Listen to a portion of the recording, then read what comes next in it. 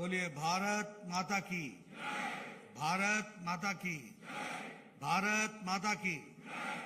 छत्रपति शिवाजी महाराज की, छत्रपति शिवाजी महाराज की, छत्रपति शिवाजी महाराज की। आज के इस हमारे कार्य समिति के समापन समारोह में मंच पर उपस्थित हमारे बहुत ही जुझारू और कर्मशील, संवेदनशील और मेहनती अध्यक्ष श्री चंद्रशेखर बावनकुले जी, हमारे बहुत ही प्रिय और महाराष्ट्र की जनता के दिलों में बसे हुए ऐसे हमारे यशस्वी उप मुख्यमंत्री भाई देवेंद्र फडणवीस जी, हमारे राष्ट्रीय महामंत्री जो मेरे साथ दिल्ली में संगठन का काम देख रहे हैं, आपके ही बीच से विनोद तावड़े जी, हमारे प्रभारी श्री सी.टी. रवि जी, हमारे राष्ट्रीय सह संगठन मंत्री और यहाँ के संगठन की देखभाल करने वाले ऐसे हमारे शिव प्रकाश जी, आज जिनका आपको मार्गदर्शन मिला हमारे महामंत्री तरुण चुग जी, भारत सरकार में मंत्री हमारे नारायण राणे जी, हमारे राव साहब दानवे जी, मंत्री भी और पूर्व में अध्यक्ष भी, बहन विजया राहतकर जी, राष्ट्रीय मंत्री, बहन पंकजा मुंडे जी, हमारे राष्ट्रीय मंत्री, सुनील देवधर जी, हमारे राष्ट्रीय महामंत्री, हमारे मुंबई प्रदेश के अध्यक्ष और मेरे साथी श्री आशीष शेलार जी, महाराष्ट्र सरकार में मंत्री और मेरे बहुत पुराने साथी सुधीर मुगंटीवार जी, जिनके साथ मैंने युवा काल में काम किया और अभी महाराष्ट्र सरकार में मंत्री श्री चंद्रकांत दादा पाटिल जी, जयभान सिंह पवैया जी सह प्रभारी, गिरीश महाजन जी जो हमारे मंत्री हैं, सम्मानित मंच, यहाँ जिनके साथ मुझे कैबिनेट में काम करने का मौका मिला ऐसे हमारे पूर्व मंत्री वरिष्ठ नेता प्रकाश जावड़ेकर जी,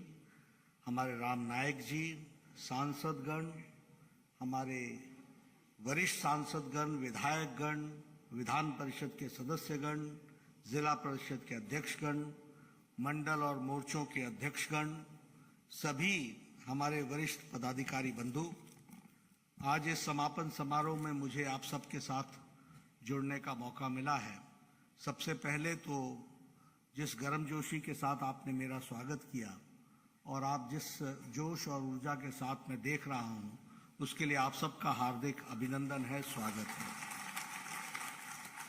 मुझे आज महाराष्ट्र की धरती पर आने का मौका मिला है, जो संतों की भूमि है, जो वीरों की भूमि है, जो सामाजिक न्याय दिलाने के लिए अपना जीवन लगाकर सामाजिक चेतना जगाने की धरती है और सांस्कृतिक उत्थान के दृष्टि से काम करने वाले हमारे संतों की भूमि को मैं नमन करता हूं और अपनी बात को प्रारंभ करता हूं। मित्रों, आज दिन भर आपने पहले छत्रपति शिवाजी महाराज के बारे में, उनके छत्रपति और उनके राज्याभिषेक के समय से लेकर 350 साल पूरे होने पर सुधीर मुगंटीवार जी के द्वारा योजना के बारे में आप लोगों ने आज चर्चा की है।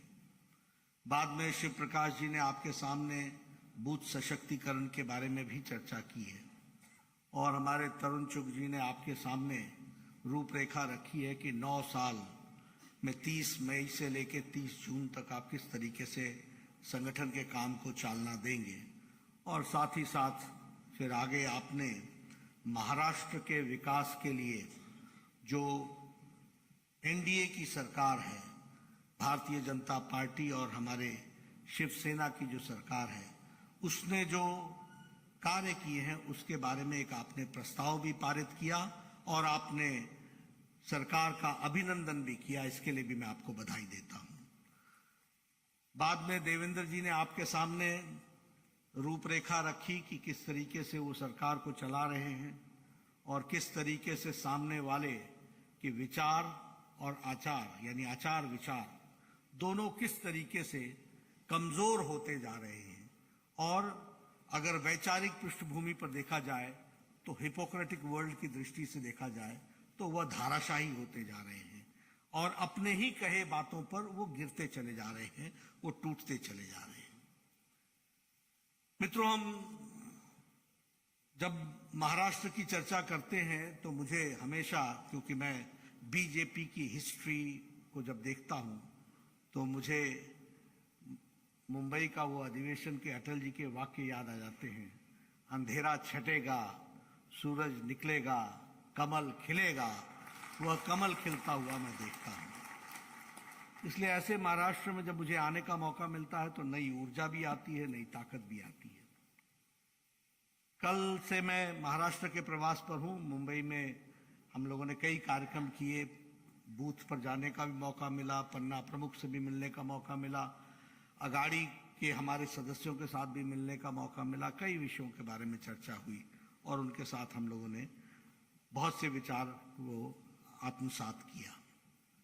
लेकिन मैं आप सब लोगों से एक बात जरूर कहना चाहता हूं कि यह ठीक है कि अभी ये समापन का सत्र है और आप सब लोग अपने अपने घर जाएंगे और काम में जुटेंगे, लेकिन मैं हमेशा सब लोगों से कहता हूं कि हम पॉलिटिकल प्राणी हैं, हम राजनीतिक प्राणी हैं और राजनीतिक प्राणी सिर्फ लीक पर चले यह आवश्यक नहीं है।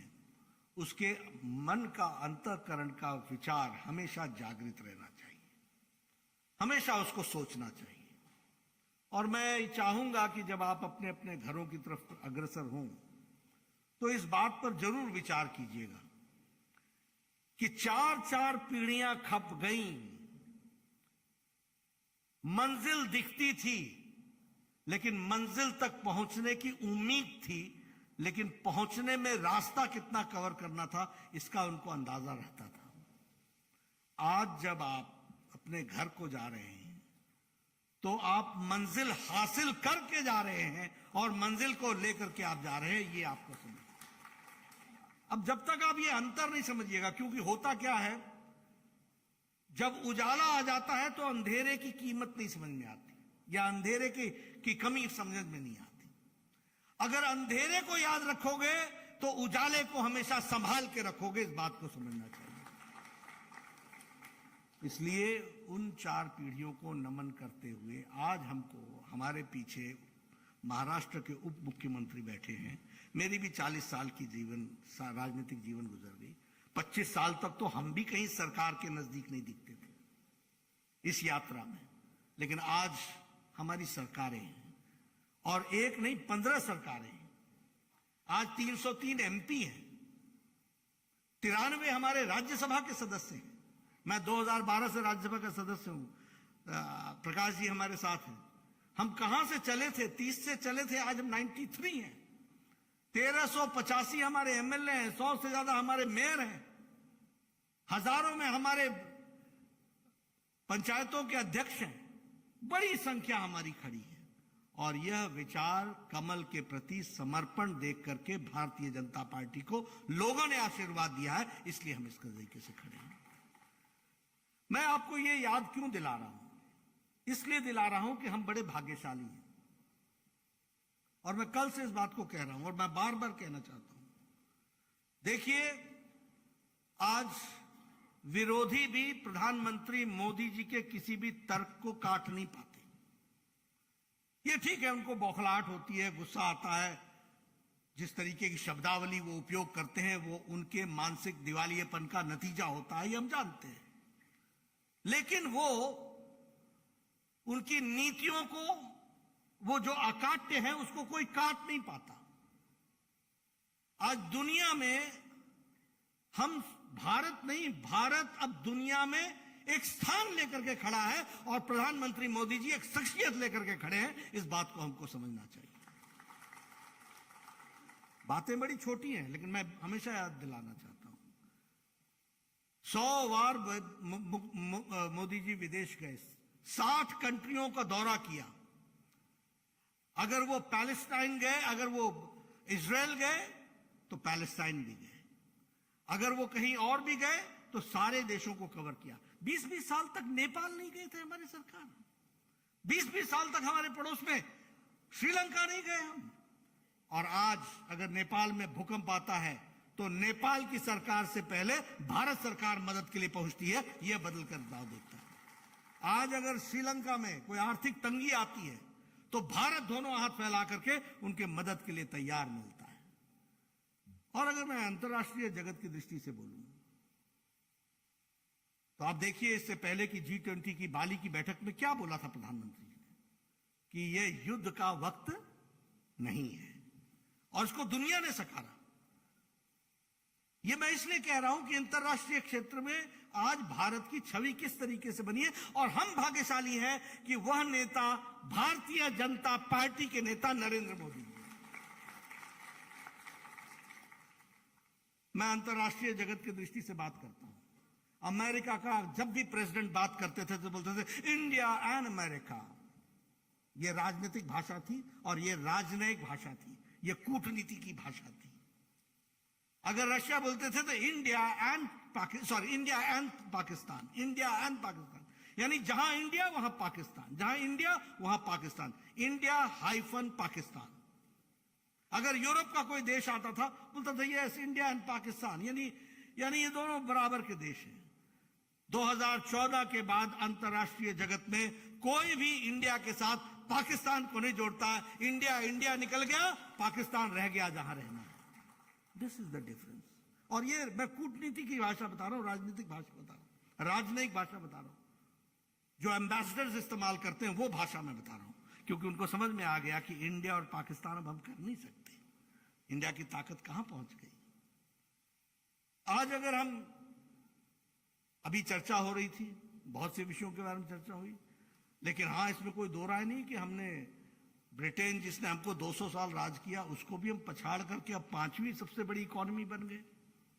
और प्रधानमंत्री मोदी जी के सामने पूर्व प्रधानमंत्री कैमरून भाषण में कहता है time is not far when we will have a prime minister of Indian origin, और today Rishi Sunak is the prime minister of Great Britain. और इससे भी आगे बढ़िए, ऋषि सुनक क्या कहते हैं? ऋषि सुनक कहते हैं time is not far when India will become the 3rd largest economy, तीसरी सबसे बड़ी शक्ति बनेगी। कभी सोचा था भारत ने कि 400 एयरबस और बोइंग की ऑर्डर करेगा? कभी सोचा था? ये आर्थिक जगत की बात करो, मैं आर्थिक दृष्टि से, क्योंकि कांग्रेस के लोगों के साथ चर्चा करना बेफजूल है, क्योंकि उनको पढ़ना लिखना छोड़ चुके हैं।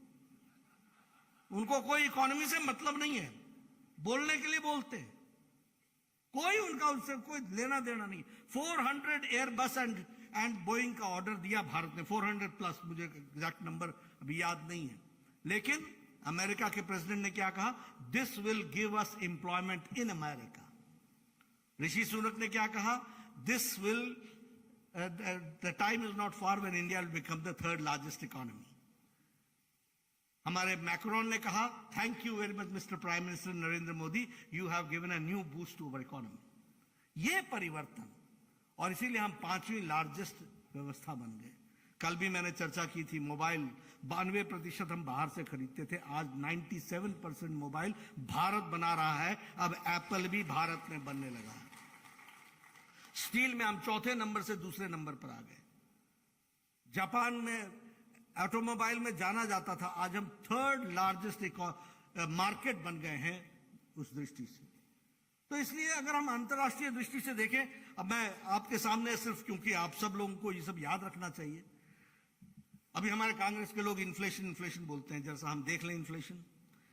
दुनिया में देखिए मंदी आई, कोरोना की मार सबको पड़ी, लेकिन भारत अपनी नीतियों से आगे निकल गया। मोदी जी ने आपदा को अवसर में बदल डाला, और इसको हमको समझना पड़ेगा, जानना पड़ेगा, क्योंकि हम राजनीतिक प्राणी हैं, हमको इनकी गहराइयों में जाना पड़ेगा। आप देखिए इन्फ्लेशन की दृष्टि से डेवलपिंग नेशन और developed nation, Russia inflation rate 11.8%, Italy 10%, United kingdom 10.1%, Australia 7.8%, India 6.52%। आप देखिए जीडीपी में चाइना की ग्रोथ 3.2%, फ्रांस की ग्रोथ 2.5%, जर्मनी 8.5%, यूनाइटेड किंगडम 3.6% और इंडिया 6.8%। यानी जो economy United states of America जो डबल डिजिट में होती थी, जो चाइना डबल डिजिट में होता था, 3.2 पर खड़ा है, 1.6 पर खड़ा है, और इंडिया 6.8 पर खड़ा है। अब मैं कांग्रेसियों को क्या बताऊं, उनकी दृष्टि तो ठीक कर सकता हूं, विजन तो नहीं दे सकता ना, किसको बताऊं। लेकिन हां, हम सब लोगों को इन बातों को समझने की जरूरत है। अब देखिए, रेलवेज की बात करें, आप बताइए, रेलवेज में बजट 800% बढ़ा, 800% बढ़ा है, 800%। उसी तरीके से नेशनल हाईवे में 7 टाइम्स इंक्रीज हुआ है। आपके यहां ही अभी मैं मुंबई से आया तो मुझे शेलार साहब दिखा रहे थे कि ये देखो, ये सीलिंग से यहां पर से ये निकल रहा है, वहां से कोस्टल रोड निकलेगी, इधर से ये निकलेगा, उधर से वो निकलेगा। नेशनल हाईवे कोई शिरडी से जोड़ा जा रहा है, कोई नागपुर से जोड़ा जा रहा है, कोई 701 किलोमीटर है, कोई 15,500 करोड़ रुपए का है, कोई 55,500 करोड़ का है। कभी सोचा था कि महाराष्ट्र ये शब्द सुन पाएगा, 55,000 करोड़? मैं जब एमएलए था तो हमारे यहां जब कोई फंक्शन होता है, राजनीतिक फंक्शन, तो जो फंक्शन में जो भोज दिया जाता है उसको धाम बोलते हैं। तो कांग्रेसी क्या करते थे, एक काम 5 धाम, मतलब एक ही काम पर 5 बार धाम लेते थे। लोगों को जोड़ना, बोलना यहां से सड़क निकलेगी, एक धाम हो गई। जब इंजीनियर को भेजना तो दूसरी भोज कर लिया। यानी भोज ही करते रहते थे, काम नहीं करते थे। और आज भारतीय जनता पार्टी में जिस सड़क पर बात करो 18,000 करोड़ रुपए, मेट्रो के लिए बात करो इतने हजार। अब पुणे में भी मेट्रो आ रही है कि नहीं आ रही? आ गई, थ्रू है। अब ये जो डेवलपमेंट हम देख रहे हैं, इन डेवलपमेंट के इश्यूज को भी हमको सामने रखने की आवश्यकता है। 70 साल में 74 एयरपोर्ट और 9 साल में 74 एयरपोर्ट, ये है डेवलपमेंट और इंफ्रास्ट्रक्चर जो हमको समझना चाहिए। एक समय में डिफेंस मिनिस्टर ये कहते थे यूपीए के कि बॉर्डर रोड्स को डेवलप न करना, यही हमारी डिफेंस की स्ट्रेटजी है। और मैं तो पहाड़ों से आता हूं, कन्वॉय चलता था हमारे फौजी भाइयों का, आपके भी महाराष्ट्र से हमारे रेजिमेंट के लोग जाया करते थे। 300 गाड़ियां, 3 टनर, 1 टनर, 2 टनर, आगे लाल झंडा, पीछे आगे हरा झंडा, पीछे लाल झंडा, लास्ट व्हीकल पर लगा हुआ। एक छोटा सा ब्रिज होता था, 4-4 घंटे लगते थे, एक तरफ से पास दिया जाता था तो वो 400 गाड़ियां निकलती थी, तब दूसरी तरफ से किसी को जाने दिया जाता था। आज 1000 किलोमीटर की सड़क double lane with double bridge facility के साथ खड़ी है। यह बॉर्डर रोड पर 7 से 8 घंटे के अंदर हम बॉर्डर पर पहुंच सकें, यह स्थिति आई है। और उसके लिए 43% बजट का इंक्रीज किया गया है। तो मैं ये सारी बातें आपके सामने, वंदे भारत ट्रेन की बात कर रहा हूं तो शोलापुर, मुंबई, सायनगढ़, शिरडी, नागपुर, बिलासपुर, ये और वंदे भारत ट्रेन नहीं है, ये भारत के नए भारत का एस्पिरेशन का रूप है, जिसको हमको देखना चाहिए, उसका वो स्पिरिट। तो ये जो डेवलपमेंट है सारी, यह डेवलपमेंट किसके द्वारा हुई है, उसके कौन पार्ट एंड पार्सल है? उसको करने वाले हमारे मोदी जी हैं। अगर हमारे यहां देवेंद्र फडणवीस है तो हम कार्यकर्ता हैं, जिसके समय में वो काम हो रहा है, इसका भी हमको श्रेय लेना चाहिए, इसको भी हमको समझना चाहिए। अब जहां तक महाराष्ट्र की बात है, मैंने उसके बारे में बहुत सी चर्चाएं सुनी, देखी, की, लेकिन हां, इसमें भी कोई दो राय नहीं है कि आप लोगों ने भी विकास की दृष्टि से एक बहुत बड़ा कार्य को आगे बढ़ाया है। लगभग 225 प्रोजेक्ट्स को आप लोगों ने 2 लाख करोड़ रुपए की दृष्टि को लग करके उसको आगे बढ़ाया है। मुंबई के मैं बात कर रहा था, कल मैंने देवेंद्र जी को से चर्चा की तो पता चला कि 38,800 करोड़ रुपए के प्रोजेक्ट्स मुंबई में डेवलप किए जा रहे हैं। 160 किलोमीटर की कॉन्क्रीटाइजेशन हो रही है। यानी विकास भारतीय जनता पार्टी और एनडीए का पर्यायवाची बन गया है। इस बात को हमको समझना चाहिए। और आज आपने ये जो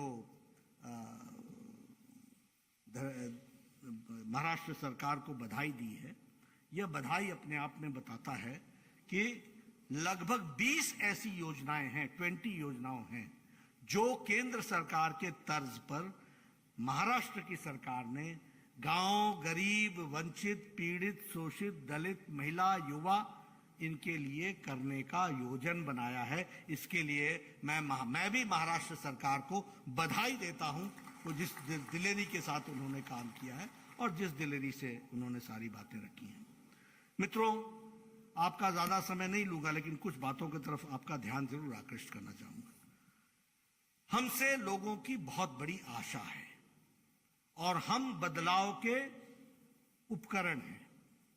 इसलिए हमको अपने आप में आत्मचिंतन करते हुए लोगों की आशाएं और आकांक्षाओं पर खरा उतरना पड़ेगा। और इसके लिए प्रधानमंत्री जी ने 7 सूत्र भी हमारे सामने रखे हैं। उन 7 सूत्रों को मैं जरूर आपके सामने दोहराऊंगा। भारतीय जनता पार्टी सिर्फ राजनीतिक पार्टी नहीं है, इसलिए उन्होंने कहा सेवा भाव।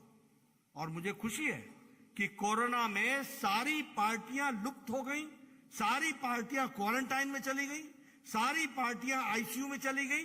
ये भारतीय जनता पार्टी के लाखों कार्यकर्ता थे जिन्होंने करोड़ों की सेवा की, सेवा ही संगठन के नाम पर। उसके लिए मैं आपको बधाई देता हूं। लेकिन यह सेवा भाव हमारा जागृत रहना चाहिए, हमेशा जागृत रहना चाहिए। हमें संतुलन बैठा करके काम करना चाहिए, हमें संयम रखना चाहिए। अगर हमने परिवर्तन लाना है तो हमें अपने आप में संयम की बहुत बड़ी आवश्यकता है। हमें समन्वय रख करके चलना चाहिए और हमारी सोच सकारात्मक होनी चाहिए, संवेदना से भरी होनी चाहिए और संवाद हमेशा बना रहना चाहिए। अभी देवेंद्र जी कम्युनिकेशन के बारे में चर्चा कर रहे थे। हम सब लोग बातें तो बहुत करते हैं और काम भी करते हैं, लेकिन संवाद कितना हो पाता है इसके भी हमको गहराइयों में जाना चाहिए और इसको भी हमको समझ करके आगे बढ़ाना चाहिए। क्योंकि ये 7 मंत्र हमारे ऐसे हैं जो भारतीय जनता पार्टी को एक रूप से उनकी पहचान है, कार्यकर्ता की पहचान है। हमारा कार्यकर्ता एरोगेंट नहीं हो सकता, हमारा कार्यकर्ता न सुनने वाला नहीं हो सकता, हमारा कार्यकर्ता सिर्फ अपनी बात रखे और चला जाए, ये संभव नहीं है। मैं कई बार देखता हूं, मीटिंग में आए, अपनी बात कही, अच्छा मैं चलता हूं, अच्छा मैं चलता हूं। ये भारतीय जनता पार्टी नहीं कर सकती। भारतीय जनता पार्टी के एक एक कार्यकर्ताओं को परिवर्तन का माध्यम बनना पड़ेगा और उसके लिए गहराई से इन 7 मंत्रों को अपने साथ आत्मसात करके चलना पड़ेगा। यह मैं जरूर आप सबसे निवेदन करना चाहता हूं। दूसरी बात, आप सब लोगों ने बहुत से योजन प्रयोजन की बात की है। मैं उस योजन प्रयोजन के बारे में जरूर आपको कहना चाहूंगा और वो ये कहना चाहूंगा कि अभी अध्यक्ष जी ने बहुत बड़ी योजना बनाई है कि 60,000 घर से हम सरल ऐप पहुंचाएंगे हर विधानसभा में। उन्होंने ये भी बताया है कि नए मतदान बूथ पर 50 नए मतदान को हम जोड़ेंगे और लगभग 25 हम जो हमारे प्रवेश है उसको बूथ पर हम आगे जोड़ेंगे। इस तरीके का उन्होंने बात को कहा है और उसको आगे बढ़ाने की बात कही है। लेकिन मैं इसमें से एक निवेदन जरूर आपसे करना चाहता हूं और आप सबसे करना चाहता हूं कि हमारा व्यक्तिगत कंट्रीब्यूशन क्या है। कभी हमने इस बात को सोचा? हमारी पार्टी बहुत बड़ी होगी। देखिए, हमको कभी रिजल्ट की चिंता नहीं है, रिजल्ट हमारे पक्ष में ही आएगा, आगे हम ही बढ़ेंगे, इस पे हमें कोई चिंता नहीं है, ये मैं जानता हूं। लेकिन मुझे दूसरे की कमजोरी पर हम आए, इससे अलग हट करके अपनी मजबूती पर हम आएंगे, इस बात के लिए हमको काम करना। मुझसे पत्रकार पूछते हैं वो मिल जाए तो, मैं कहता हूं सारी दुनिया मिल जाए तो भी हम जीतेंगे। ये हमारी ताकत है, ये हम जानना चाहते हैं। इसके लिए हमने कोई योजना बनाया है क्या? मैं कल भी कह रहा था, बहुत से ऐसे कार्यकर्ता मैंने देखे, उनकी जीवन बीत गई, 5 कार्यकर्ता नहीं जुड़ पाए। मैं आपसे निवेदन करना चाहता हूं और मैं अध्यक्ष जी को मैंने कहा कि आपने इतनी बड़ी सब कुछ बनाई है, क्या सक्रिय कार्यकर्ता अपने अगले साल तक 10 कार्यकर्ताओं को जोड़ सकता है? जोड़ सकता है? जोड़ सकता है? मैं इसको मॉनिटर करूंगा। हर सक्रिय कार्यकर्ता के साथ 10 नाम और 10 समाज के नाम अलग अलग होने चाहिए, एक ही समाज का नहीं होना चाहिए। महिला भी चाहिए, युवा भी चाहिए, हर एक जाति से चाहिए, ओबीसी भी चाहिए, दलित भी चाहिए, ट्राइबल भी चाहिए। ऐसे 10-10 नाम हम भारतीय जनता पार्टी के साथ जोड़ सकते हैं। और देखिए, आपको ही खुशी होगी, आपको फक्र होगा जब वो कहेगा कि मुझे फलाने राम जी ने हमारे को पार्टी से जोड़ा था और मैं आज दिन तक पार्टी से जुड़ा हूं। मैं ये आपको आह्वान करना चाहता हूं कि आप इसको जरूर कीजिए। अध्यक्ष जी अगर इसको जोड़ेंगे अपने प्रोग्राम में तो मुझे अच्छा लगेगा, क्योंकि हम रुकने वाले नहीं हैं। देखिए, हम लोगों ने खुश हो जाना या संतुष्ट हो जाना ये हमारे स्वभाव में नहीं है। न हम रुकेंगे, न हम संतुष्ट होंगे। हम आगे के आगे लक्ष्य रखते ही चले जाएंगे। जिस दिन पन्ना प्रमुख सरल ऐप में आ जाएगा, आज 10,40,000 बूथ हैं, हम 7,80,000 तक पहुंचे, 8,40,000 तक पहुंचे हैं। हमें 10,40,000 तक पहुंचना है, लेकिन 8,40,000 बूथ पर भी अगर पन्ना प्रमुख बन गया है तो पन्ना समिति बनाने के लिए हमको आगे बढ़ चलना है और उसको हमको पूरा करना है। हम रुकना नहीं है, हमें आगे बढ़ना है। और मैं संगठन की बात कर रहा हूं, राजनीतिक मुद्दे मैंने आपके सामने रख दिए। हमारा विरोधी भी हमारा काट नहीं कर सकता, हमारा विरोधी भी हमको उस दृष्टि से नहीं देख सकता। और क्या बात करूं आपके महाविकास अघाड़ी की और इन लोगों की, मैं क्या चर्चा करूं। आप बताइए, 2.5 साल में इन्होंने विकास के काम रोके कि नहीं रोके? आप बताइए, क्या ये हमारी जिम्मेवारी नहीं है कि हम एक एक गांव में जाके बताएं कि एमवीए के आने का मतलब है महाराष्ट्र का नुकसान और एनडीए का आने का मतलब है महाराष्ट्र का विकास और उत्थान। यह बात हमको बतानी होगी। क्या हम तर्क के साथ इसको रख नहीं सकते? देखिए, पॉलिटिकल लीडर वही है जो एजेंडा सेट करता है। पॉलिटिकल लीडर वो नहीं है जो एजेंडा सुन करके उसमें अपने आप को समावेश कर लेता है। हमें मालूम है कि हमारे विरोधी हमारे बारे में 4 बातें करेंगे, लेकिन हमको एजेंडा सेट करना है। अब आपको मैंने इन्फ्लेशन के बारे में बात की, हमारा विरोधी कैसे खड़ा होकर के बात कर सकता है? आज तक किसी प्रधानमंत्री ने रोजगार मेला लगाया? आज तक किसी ने किसी को 75,000 अपॉइंटमेंट लेटर्स दी? क्या ये हमारी बुलंदियां नहीं है? क्या हम लोगों ने हमारे नेता ने काम नहीं किया? इसको आगे बताना हमारा काम है कि नहीं? आप बताइए ना, किसी ने भी किया? और कहा है कि 10 लाख सरकारी नौकरियां अपॉइंटमेंट लेटर हाथ में थमा करके देंगे। ये इस बात को हम पूरा कर रहे हैं। और हमारे सामने वो लोग बात करते हैं जिन्होंने 30 साल की राजनीति गरीबी हटाओ पे गुजार ली और लोगों को और गरीब कर दिया।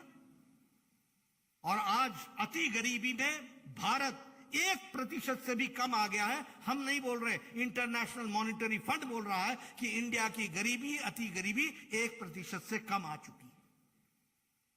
80 करोड़ की जनता को, आपके यहां 4 करोड़ की जनता को 5 किलो गेहूं, 5 किलो चावल, 1 किलो दाल मिल रहा है।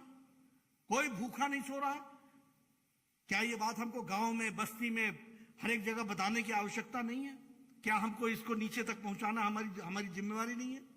आप 12,000 रुपए किसानों को दे रहे हैं और मेरे ख्याल से शायद आपके यहां किसानों की संख्या किसान सम्मान निधि में 1 करोड़ है। यानी 6,000 प्रधानमंत्री जी का और 6,000 हमारे शिंदे साहब और देवेंद्र फडणवीस जी का। 12,000 किसानों को मिल रहा है। क्या ये परिवर्तन नहीं है? और ये किस कारण से है? ये इस कारण से है कि ये सत्ता में है, इसलिए वो जब सत्ता में थे तो क्या हाल था वो भी आपको बताना पड़ेगा।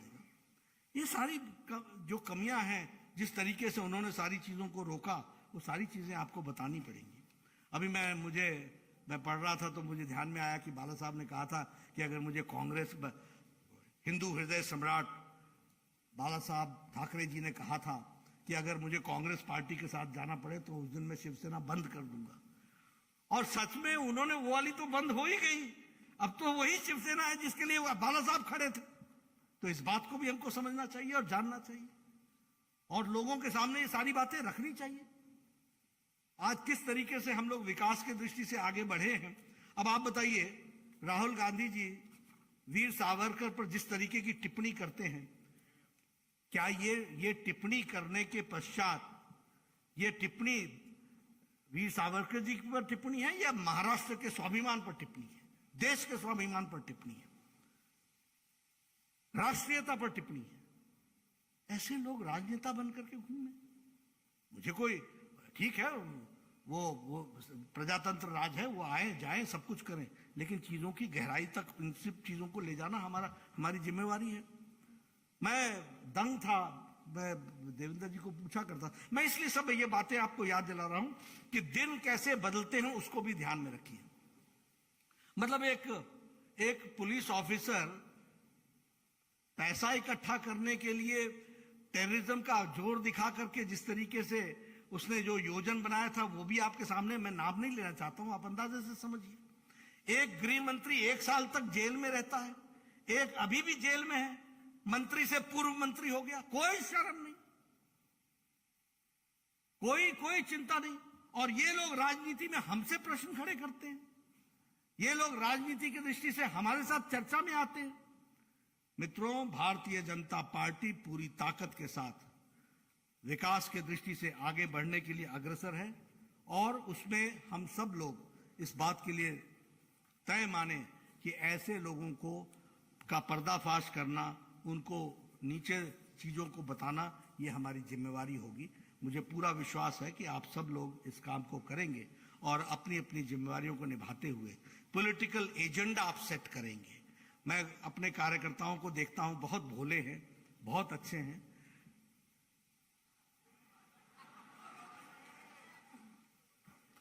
बाहरी प्रभाव में बहुत जल्दी आ जाते हैं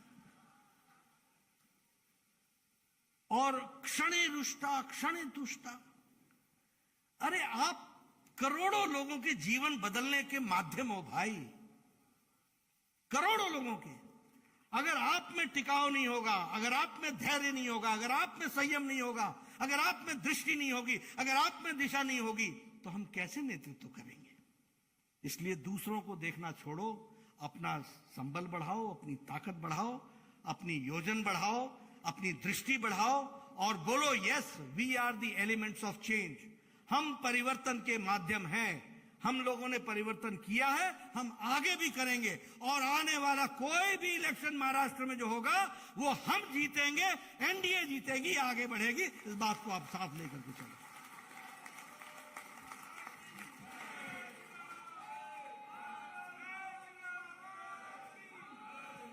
और फिर मैं कहने के लिए नहीं कह रहा हूं,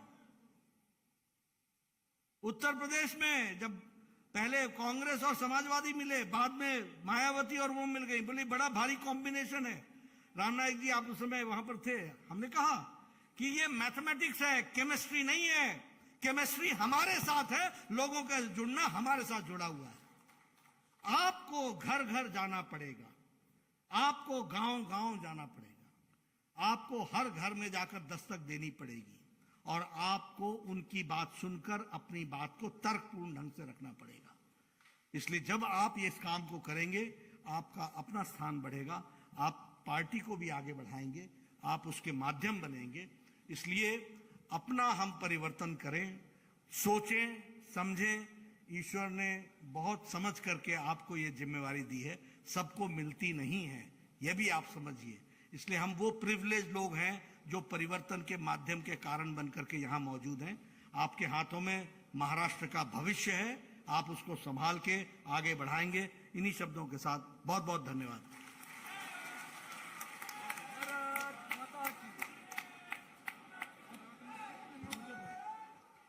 हाल ही में हमारे अध्यक्ष जी